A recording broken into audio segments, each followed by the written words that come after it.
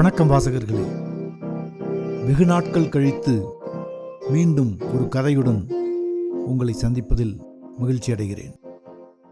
இடையில் சில காலம் மிகவும் மனச்சோர்வு அடைந்து விட்டேன். நான் படிக்கும் கதைகளுக்கு கிடைக்கக்கூடிய ஃபீட்பேக், பின்னூட்டம் என்பது மிகவும் குறைவாகவே இருக்கிறது. பல நேயர்கள், பல வாசகர்கள் என் கதையை கேட்கிறார்கள். ஆனால் வெகு சிலரே, விரல் விட்டு எண்ணக்கூடிய அளவிற்கே எனக்கு உற்சாகம் அளிக்கும் வகையில் இமெயிலோ அல்லது ஃபீட்பேக்கோ கொடுக்கிறார்கள். இருந்தாலும் எனக்கு கதை சொல்வதில் மிகவும் மகிழ்ச்சி இருப்பதால் நான் இதை தொடரத்தான் போகிறேன். இடைவெளி கொஞ்சம் அதிகம் இருந்தாலும் நீங்கள் கதைகளை கேட்டு எனக்கு ஊக்கமளியுங்கள். நன்றி. இன்று நாம் கேட்கப் போகும் கதை அம்பை அவர்கள் 25 வருடங்களுக்கு முன்னால் எழுதியிருக்கக்கூடிய காட்டில் ஒரு மான் என்னும் கதை.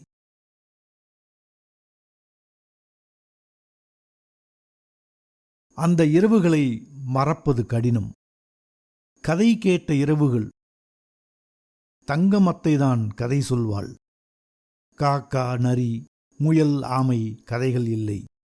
அவளே இட்டுக்கட்டியவை. கவிதை துண்டுகள் போல சில, முடிவில்லா பாட்டுகள் போல சில. ஆரம்பம், நடு, முடிவு என்று இல்லாமல் பலவாறு விரியும் கதைகள். சில சமயம் இரவுகளில் பல தோற்றங்களை மனத்தில் உண்டாக்கி விடுவாள். அசுரர்கள், கடவுளர்கள் கூட அவள் கதைகளில் மாறிவிடுவார்கள். மந்தரையை பற்றி உருக்கமாகச் சொல்வாள். சூர்பனகை, தாடகை எல்லோரும் அரக்கிகளாக இல்லாமல் உணர்ச்சிகளும் உத்வேகங்களும் கொண்டவர்களாக உருமாறுவார்கள். காப்பியங்களின் பக்கங்களில் ஒண்டிக் கொண்டவர்களை வெளியே கொண்டு வருவாள். சிறகொடிந்த பறவையை வருடும் இதத்தோடு அவர்களை வரைவாள் வார்த்தைகளில். இரவு நேரமா, அந்த பழைய வீட்டு கூடமா, கூடப்படுத்த சித்தி மாமா குழந்தைகளின் நெருக்கமா, என்னவென்று தெரியவில்லை. அந்த கதைகள் வண்டின் ரீங்காரமாய் மனத்தின் ஒரு மூலையில் ஒளியுடன் சுழன்றவாறு இருக்கின்றன. தங்கமத்தை அந்த பழைய தூண்களும் நடுக்கூடமும் உள்ள வீட்டில் பல பிம்பங்களில் தெரிகிறாள். பெரிய மரக்கதவின் மேல் சாய்ந்தவாறு, அகல் விளக்கை புடவை தலைப்பால் மறைத்தபடி ஏந்தி வந்து புறையில் வைத்தபடி, தன் கணவன் ஏகாம்பரத்துக்குச் சோறிட்டவாறு, கிணற்றுச் சுவரில் ஒரு காலை வைத்து கயிற்றை இழுத்துக்கொண்டு செடிகளுக்கு உரமிட்டவாறு. தங்கமத்தை அழகு கருப்பு, நீவி வித்தாற் போல ஒரு சுருக்கமும் இல்லாத முகம், முடியில் நிறைய வெள்ளி. அத்தை வீட்டில் காலால் அழுத்தி இயக்கும் அந்தக்கால ஹார்மோனியம் உண்டு. அத்தைதான் வாசிப்பாள். தேவாரப் பாடல்களிலிருந்து வதனமே சந்திரபிம்பமோ, வண்ணான் வந்தானே வரை மெல்ல பாடியவாறு வாசிப்பாள். கருப்பு அலகுகள் போல நீள் விரல்கள் ஹார்மோனிய கட்டைகளின் மேல் கருத்த பட்டாம்பூச்சிகள் மாதிரி பறக்கும். தங்கமத்தையைச் சுற்றி ஒரு மர்ம ஓடு இருந்தது. மற்றவர்கள் அவளை பார்க்கும் கனிவிலும், அவளை தடவித் தருவதிலும், ஈரம் கசியும் கண்களிலும் அனுதாபம் இருந்தது. ஏகாம்பர மாமாவுக்கு இன்னொரு மனைவியும் இருந்தாள். அத்தையை அவர் பூ மாதிரி அணுகுவார். அவர் அத்தையை டீ போட்டு விழித்து யாரும் கேட்டதில்லை. தங்கம்மா என்று கூப்பிடுவார். அப்படியும் அத்தை ஒரு புகைத்திரைக்குப் பின் தூர நிற்பவள் போல் தென்பட்டாள். முத்துமாமாவின் பெண் வள்ளிதான் இந்த மர்மத்தை உடைத்தாள். அவள் கண்டுபிடித்தது புரிந்தும் புரியாமலும் இருந்தது. வள்ளியின் அம்மாவின் கூற்றுப்படி அத்தை பூக்கவே இல்லையாம். அப்படின்னா என்று எங்களில் பலர் கேட்டோம். வள்ளி தாவணி போட்டவள். அப்படின்னா அவங்க பெரியவளே ஆகலை என்றாள். முடியெல்லாம் நிறைய வெளுத்திருக்கே. அது வேற. அதன்பின் அத்தையின் உடம்பை உற்று கவனித்தோம். பூக்காத உடம்பு எப்படி இருக்கும் என்று ஆராய்ந்தோம். அவள் உடம்பு எவ்வகையில் பூரணமடையவில்லை என்று தெரியவில்லை. ஈரத் துணியுடன் அத்தை குளித்துவிட்டு வரும்போது அவள் எல்லோரையும் போலத்தான் தெரிந்தாள். முடிச்சிட்ட சிவப்பு ரவிக்கையும் பச்சை புடவையும் முடிந்த தலையுமாய் அவள் நிற்கும்போது அவள் தோற்றம் வித்தியாசமாக தெரியவில்லை. வள்ளியின் அம்மா வள்ளியிடம், அது வெறும் பொக்க உடம்பு என்றிருந்தாள். பொக்கை எங்கே என்று தெரியவில்லை. பறவையின் உடைந்த சிறகு போல் அது வெளிப்படையாக தெரியாத பொக்கையா என்று புரியவில்லை. ஒரு மாலை பட்டுப்போன ஒரு பெரிய மரத்தை தோட்டத்தில் வெட்டினார்கள். கோடாலியின் கடைசி வெட்டில் அது சரசரவென்று இலைகளின் ஒளியோடு மழுக்கென்று சாய்ந்தது. குறுக்கே வெட்டிய போது உள்ளே வெறும் ஓட்டை. வள்ளி இடுப்பில் இடித்து, அதுதான் பொக்க என்றாள். பிளவுபட்டு தன்னை முழுவதுமாய் வெளிப்படுத்திக் கொண்டு உள்ளே ஒன்றுமில்லாமல் வான் நோக்கி கிடந்த மரத்துடன் அத்தையின் மினுமினுக்கும் கரிய மேனியை ஒப்பிட முடியவில்லை. எந்த ரகசியத்தை அந்த மேனி ஒளித்திருந்தது? அவள் உடம்பு எவ்வகையில் வித்தியாசப்பட்டது? வெயில் காலத்தில் அத்தை மத்தியான வேளைகளில் ரவிக்கையை கழற்றிவிட்டு சாமான்கள் வைக்கும் அறையில் படுப்பாள். அவள் அருகில் போய் படுத்து ரவிக்கையின் இறுக்கத்தினின்றும் விடுபட்ட மார்பில் தலையை வைத்து ஒண்டிக் கொள்ளும்போது அவள் மென்மையாக அணைத்துக் கொள்வாள். மார்பு, இடை, கரங்களில் பத்திரப்பட்டு போகும்போது எது பொக்கை என்று புரியவில்லை. மிதமான சூட்டுடம்பு அவளுடையது. ரசங்கள் ஊறும் உடம்பையுடையவளாகப்பட்டாள். சாறு கனியும் பழத்தைப் போல் ஒரு ஜீவ ஊற்று ஓடியது அவள் உடம்பில். அதன் உயிர்ப்பிக்கும் துளிகள் எங்கள் மேனியில் பலமுறை சொட்டியது. தொடலில், வருடலில், எண்ணெய் தேய்க்கும் போது படும் அழுத்தத்தில் அவள் உடம்பிலிருந்து கரை புரண்டு வரும் ஆற்றைப் போல உயிர் வேகம் தாக்கியது. அவள் கைப்பட்டால்தான் மாட்டுக்கு பால் சுரந்தது. அவள் நட்ட விதைகள் முளைவிட்டன. அவளுடைய கை ராசியானது என்பாள் அம்மா. தங்கச்சி பிறந்தபோது அத்தை வந்திருந்தாள். அக்கா, என் பக்கத்துல இருக்கா, என்னை தொட்டுக்கிட்டே இரு, அப்பதான் எனக்கு வழி தெரியாது என்று அம்மா முனகினாள். அறையை விட்டு நாங்கள் வெளியேற்றப்பட்ட போது கதவருகே வந்து திரும்பி பார்த்தபோது தங்கம் அத்தை அம்மாவின் உப்பிய வயிற்றை மெல்ல வருடியபடி இருந்தாள். ஒன்றும் ஆகாது, பயப்படாதே என்று மெல்ல கூறினாள். அடியக்கா, உனக்கு ஒரு என்று முடிக்காமல் விம்மினாள் அம்மா. எனக்கென்ன, ராசாத்தி ஆட்டம், என் வீடெல்லாம் பிள்ளைங்க என்றாள் அத்தை. ஏகாம்பர மாமாவின் இளைய மனைவிக்கு 7 குழந்தைகள். இப்படி உடம்பு திறக்காம என்று மேலும் விசும்பினாள் அம்மா. ஏன், என் உடம்புக்கு என்ன? வேளா வேலைக்கு பசி இல்லையா, தூக்கம் இல்லையா? எல்லா உடம்புக்கும் உள்ள சீரு இதுக்கும் இருக்கு. அடிபட்டா வலிக்குது, ரத்தம் கட்டுது, புண்ணு பழுத்தா சீவடியுது, சோறு தின்னா செரிக்குது, வேறென்ன வேணும் என்றாள் அத்தை. அம்மா அவள் கையை பற்றி கன்னத்தில் வைத்துக் கொண்டாள். உன் உடம்ப போட்டு ரணகளமாக்கி என்று அந்த கையை பற்றியவாறு அரற்றினாள்.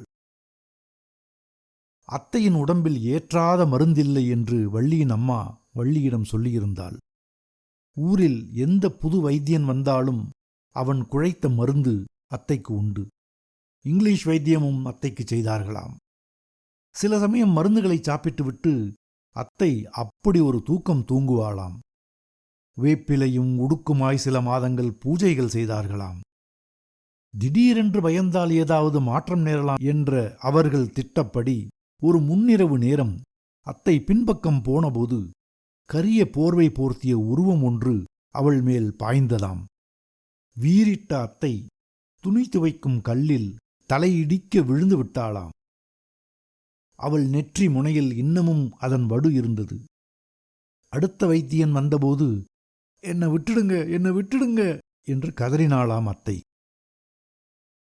ஏகாம்பர மாமாவுக்கு வேறு பெண் பார்த்தபோது அத்தை அன்றிரவு அரளி விதைகளை அரைத்து குடித்து விட்டாளாம்.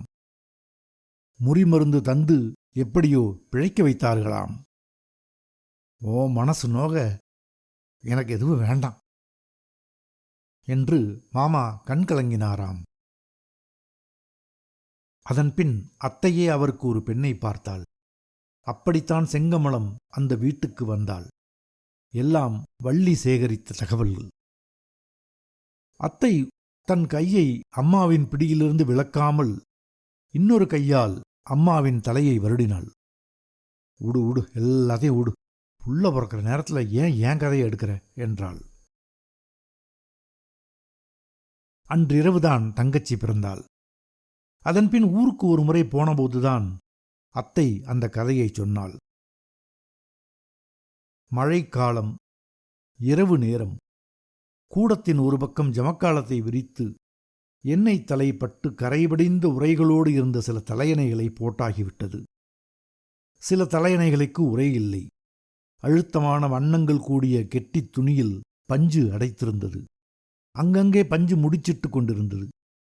அவை நிதம் உபயோகத்தில் இருக்கும் தலையணைகள் அல்ல.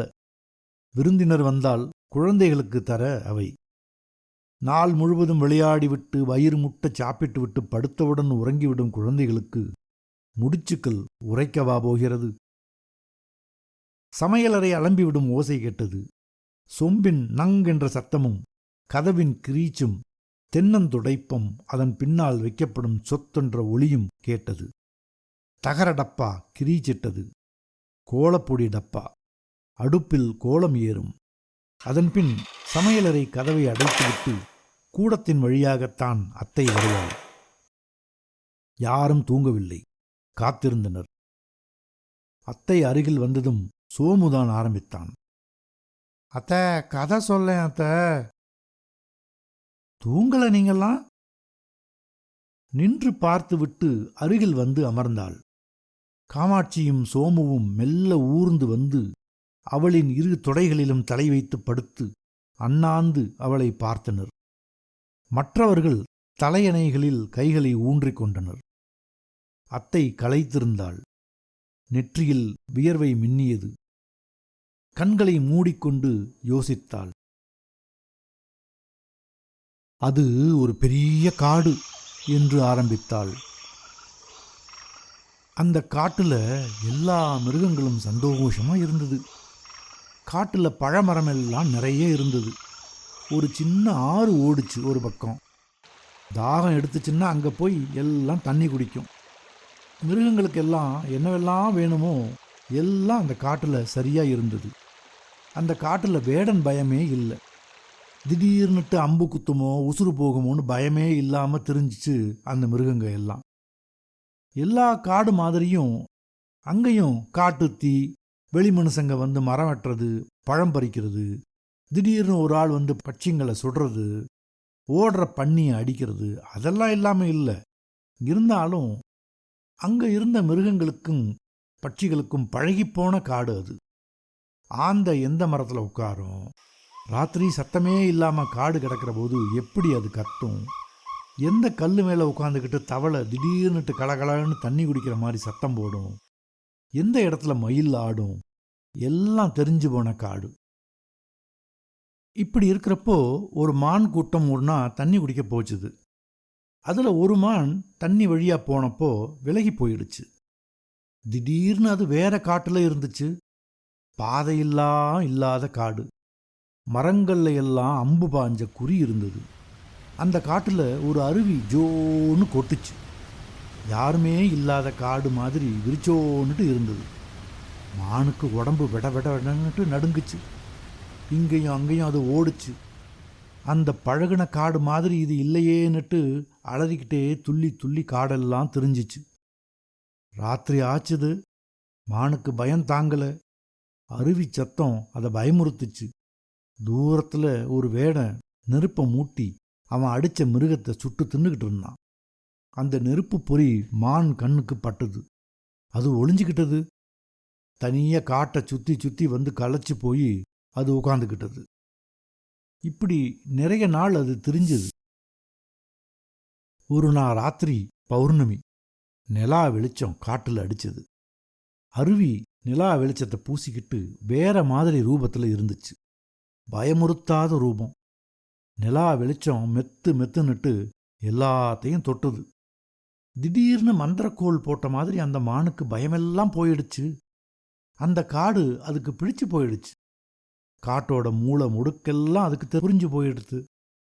வேற காடா இருந்தாலும் இந்த காட்டுலையும் அருவி இருந்துச்சு. மரம் செடி எல்லாம் இருந்துச்சு. மொள்ள மொள்ள மிருகங்கள் பட்சிகள் எல்லாம் அது கண்ணுல பட்டுது. தேன்கூடு மரத்துல தொங்குறது தெரிஞ்சிச்சு.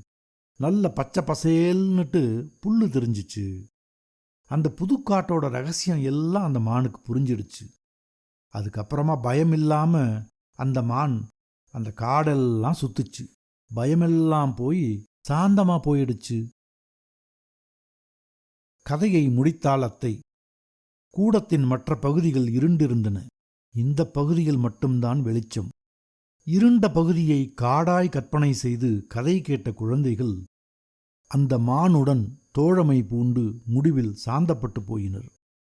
தலையணைகளை அணைத்து உறங்கிப் போயினர்.